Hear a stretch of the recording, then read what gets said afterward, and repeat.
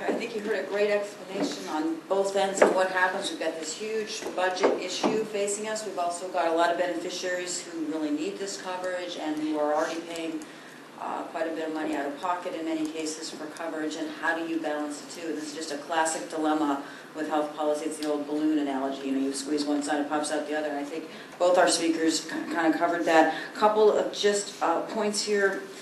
Other resources for coverage, if you're looking for more information, Bonnie mentioned the Kaiser Family Foundation site. They've got a whole bunch of stuff on Medicare.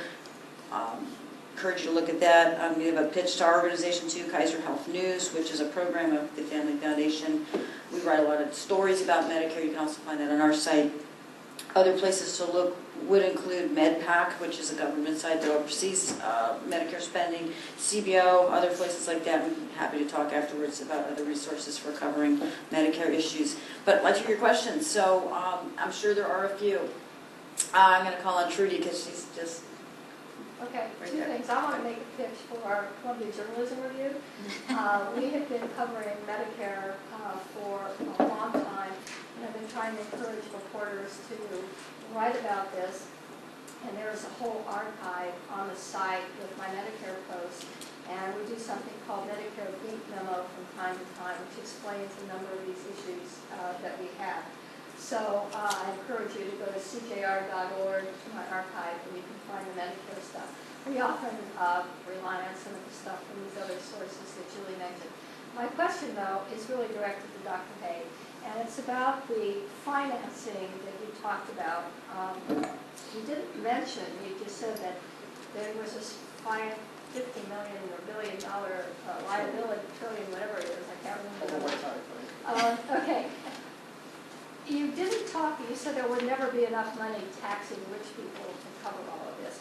Well, a lot of Medicare experts that maybe don't come from the same kind of policy world that you come from think that a payroll tax increase, a slight payroll tax increase that would shore up the Part A or the hospital trust fund. Part A pays for the hospital component of Medicare. That's what's really the issue right now in terms of the liability.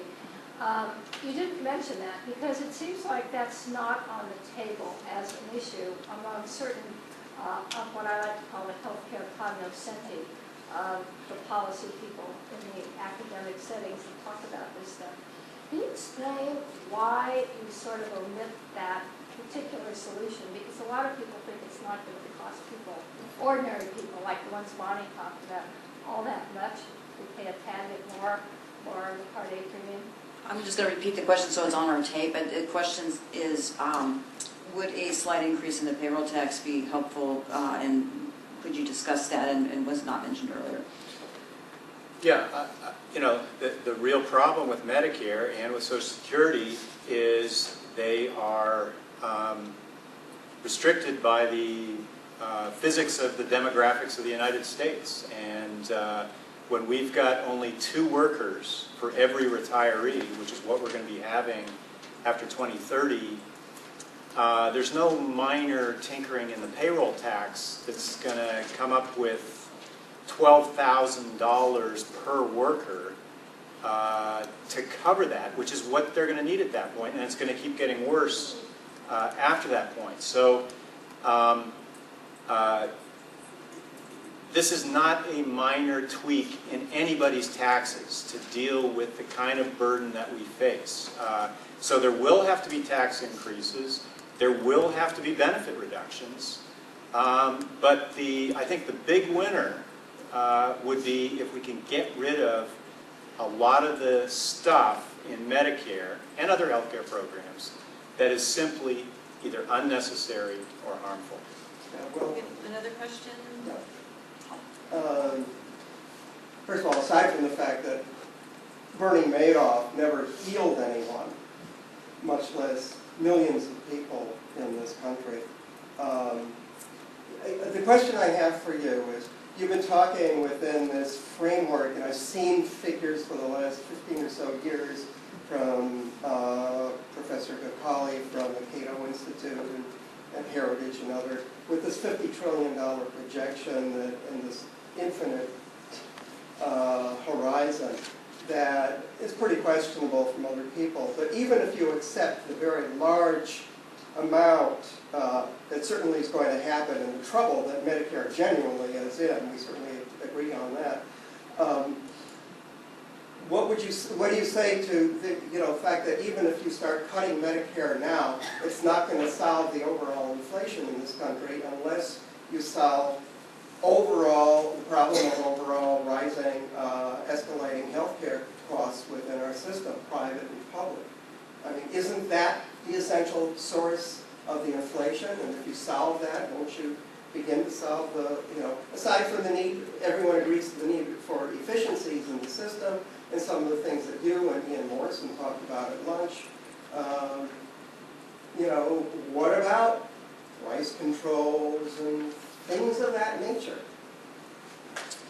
Well, I certainly agree with you that the problems of healthcare cost growth and expenditure growth go well beyond Medicare, and there is a more systemic problem. But here again, I think the solutions are so difficult to come up with because it's a perfect example where half of the political spectrum says go that way, and the other half of the political spectrum says go that way. So, you've got a tug of war as to how to resolve this, and there's not very many things in the middle except dead armadillos. What's in the middle is. Well, what's in the middle are the people that Bonnie Burns has been talking about. So I'd like you to address the question that she raised overall, if I'm understanding your question correctly in your presentation, which is what about all these people who are going to be, with all these policy tweaks by the politicians and the academics, what about all these people that are going to be put in even worse situations, especially the lower middle class and lower class people in this country? Yeah, absolutely. What are you going to do? This is sickness and health. Are you going to throw them off the lifeboat? We have some very tough choices, and that's why I've said... Well, why don't you jump off the lifeboat? No, you didn't let me finish my answer. The issue of reducing Medicare benefits, they're not going to go up, they're going to keep going down. I think that's clear on both sides of the aisle, is to get rid of the stuff that people don't need. And the article in the New York Times is just one small example. All of the variation that the Dartmouth Atlas shows, if you can get no meaningful difference at a cost of $7,000 per Medicare recipient in El Paso from $15,000 in McAllen, that's a huge amount of potential savings that can be used to cover more legitimate needs. So, do we have some more? I think we should probably see if there's any other questions in the audience as well. Do we have any other questions? No, we can continue. Can I just say something? Sure. Yeah, it's not like we're facing this problem in isolation in terms of aging and the percentage of population that is over 65 in the U.S. There are other countries dealing with this as well, some of which are worse off than we are in terms of percentages. Japan and Italy are going to have even higher numbers of people 65 and older. China, with their one-child policy, they talk about it as their 4-to-1 problem. One child, two parents, four grandparents. I talk about it as an 8-4-2-1 problem because of longevity. It's the very well may have great-grandparents alive at the same time. In this country, we have baby boomers whose parents divorced, remarried, maybe remarried again. They have grandparents and parents spouses that are all going to be entering into this system at one time or another. And it's easy to talk about numbers and dollars. It's a lot harder to talk about people. And a good percentage of Medicare beneficiaries are disabled people. Nobody talks about them and how they're going to, fare in a world where the benefits are being decided somewhere else and their costs are being imposed somewhere else. I mean, these are real world problems. If you live on $1,040 a month, that's your income. You're not eligible for any poverty programs. You know, how do you absorb any more cost? I mean, do you see any way that means testing would be useful in Medicare, further means testing, as a way to try to share the burden a little bit more evenly, or is that not going to work, and is that going to undermine the system as a whole? I think it flies in the face of the concept of Medicare. I mean, we have Medicaid, that's means tested. Now we do means test Medicare. We have low-income subsidies. We have higher premiums for those higher income thresholds. You know, once that happened, it wasn't hard to see how that was all going to evolve in the future. And those are all political decisions that are going to get made about these people who then have to deal with that, with those decisions and those costs. Joel, do you have any thoughts on the role of means testing, if any, in Medicare? Well, I sort of agree. It sort of turns Medicare into Medicaid, which will dramatically reduce its political saleability to a lot of people that currently support it. But it may be one of the things that has to be on the table, because I think we're in a lot of denial in this country, and you're absolutely right, in many other countries, starting with Greece. We're in denial about how to resolve these problems.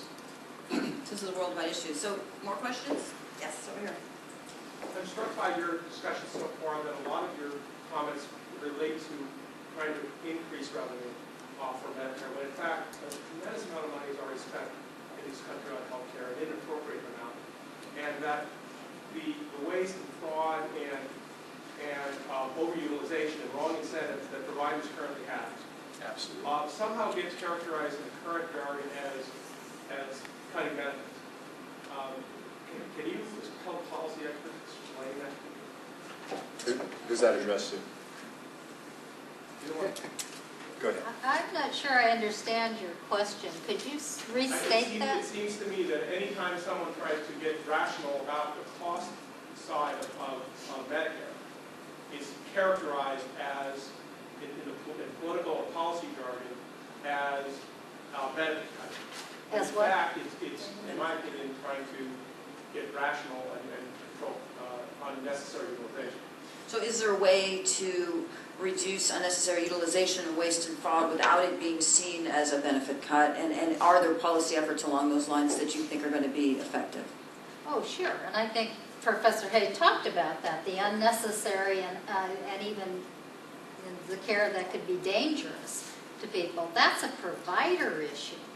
That's, Medicare, when they approve something, it's approved as medically necessary, right? Then somebody has to look at that medical necessity determination. And I think Medicare only looks at a very small percentage of claims in terms of the medical necessity.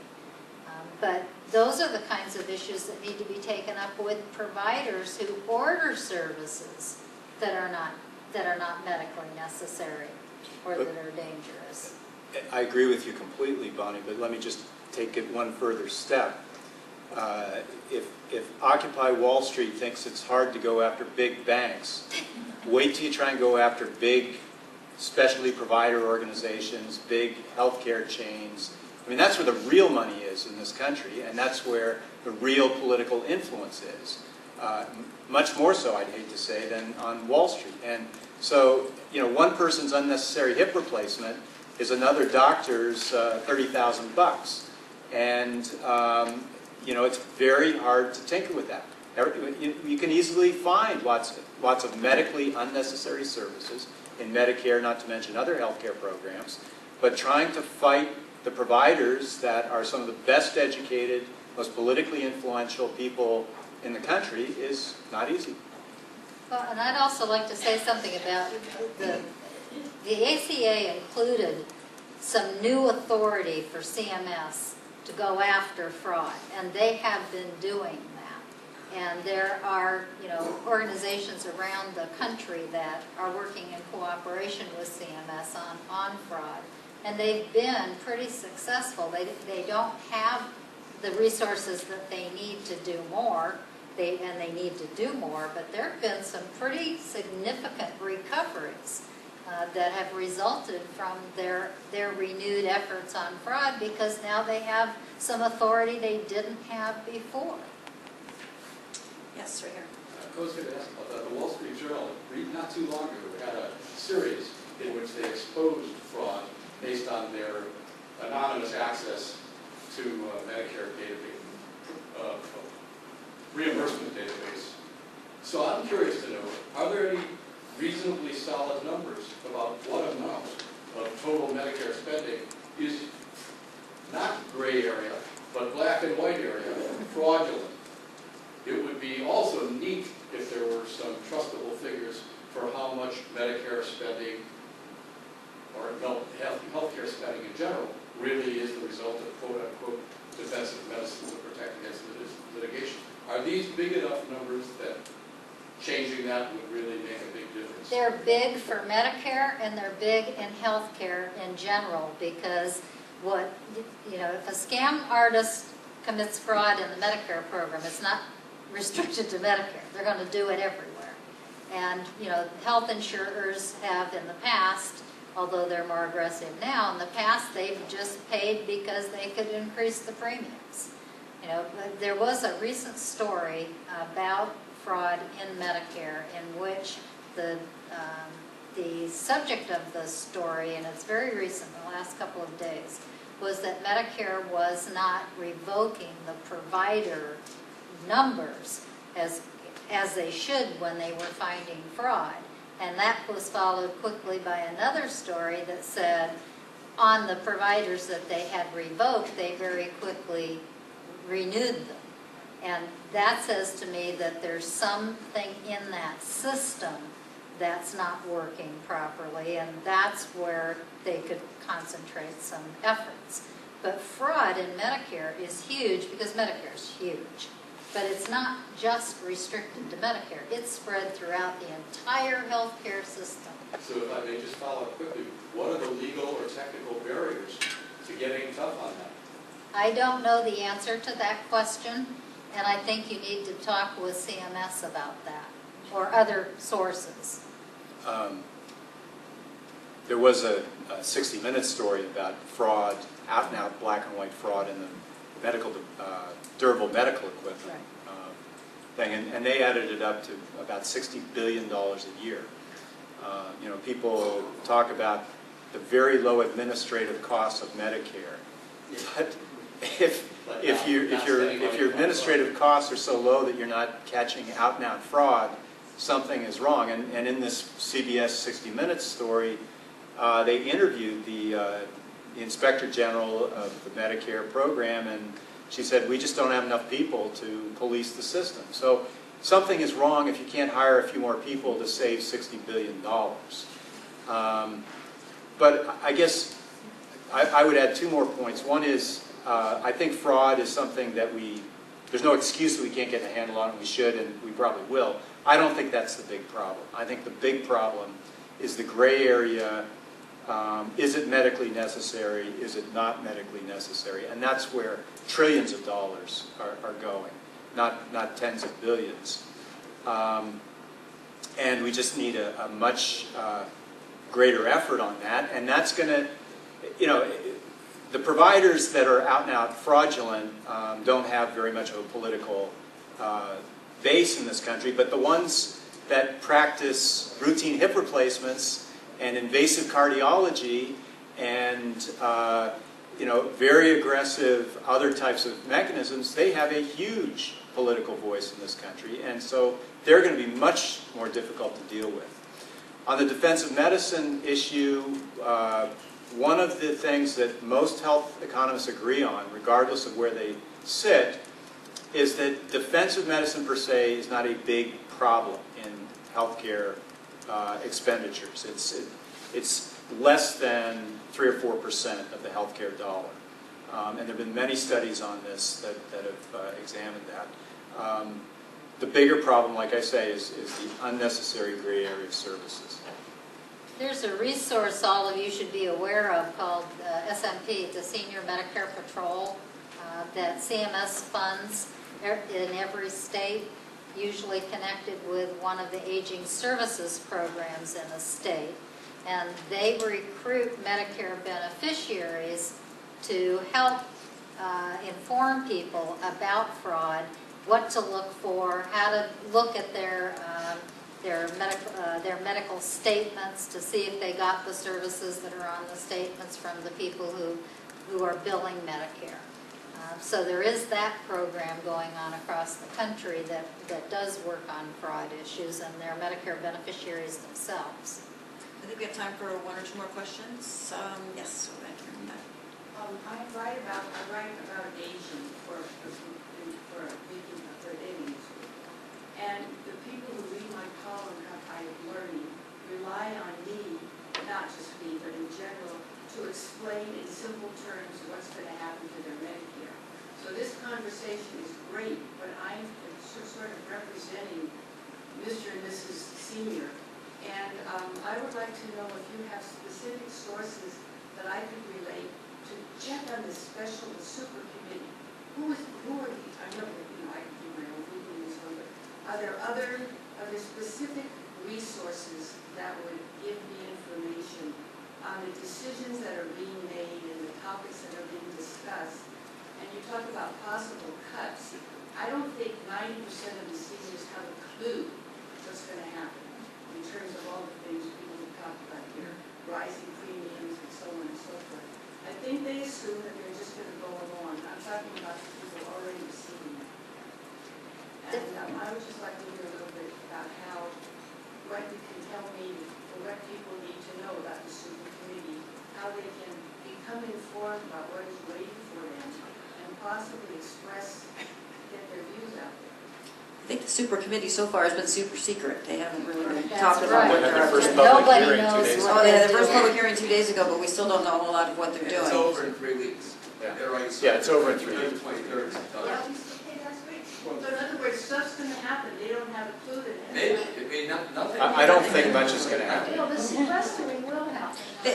By default, then it'll be this sequester. Right. And again, I think I'd like to point you to this thing that I pulled off the website, which is from the Kaiser Family Foundation Program on Medicare Policy. It's an issue brief from September, and it talks about the Budget Control Act of 2011 implications for Medicare, and it talks about the super committee and what might happen if it acts, if it doesn't act. There's a companion piece that's a comparison of Medicare provisions in the deficit and debt reduction proposals, and this has a side-by-side in it that compares the President's plan, the Senate Gang of Six, the House committees, both Simpson and Jimmy, some of the things that may never come up again, but some of these ideas are going to be constant, so you could get an idea of what has been considered, what might come up, and then I think you just got to keep an eye on the coverage out of Washington, and so far they've been pretty quiet. All right. Any other thoughts? Well, the Democrats came up with a plan yesterday calling for $3 trillion worth of cuts, half from revenue, largely taxes, and half from programs. Out of that, they are calling for, without much specificity as I understand it, $500 billion in cuts from Medicare and Medicaid, $86 billion of that from Medicaid, the rest from Medicare, half of which is supposed to be providers and half of which cut from beneficiaries. But whether that involves cuts or not is being highly questioned. Key Democratic academics are looking at it and say you could do a lot of this by things like reinstating the power of Part D, Medicare Part D, to negotiate for drugs and a number of other different things like that. So Right, it doesn't necessarily have to come from benefit cuts. But and then this morning the Republicans came out with a plan with no tax increases, just spending cuts. But the whole game and the reason I say none of this matters very much is it's all how you score the out years on any of these plans. In other words, you can claim that there are going to be all these great savings in the out years, but whether they actually materialize is up to future Congresses. So these Congresses can't bind future Congresses, so I think we're still going to be in the position of Greece for the foreseeable future. Well, thanks everybody for coming, because I think they're about to kick us out of here for the next panel, but thank you very much.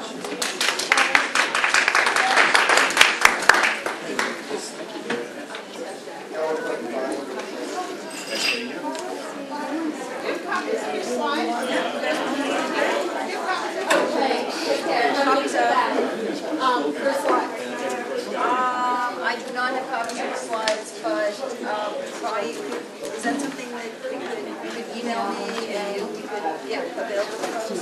So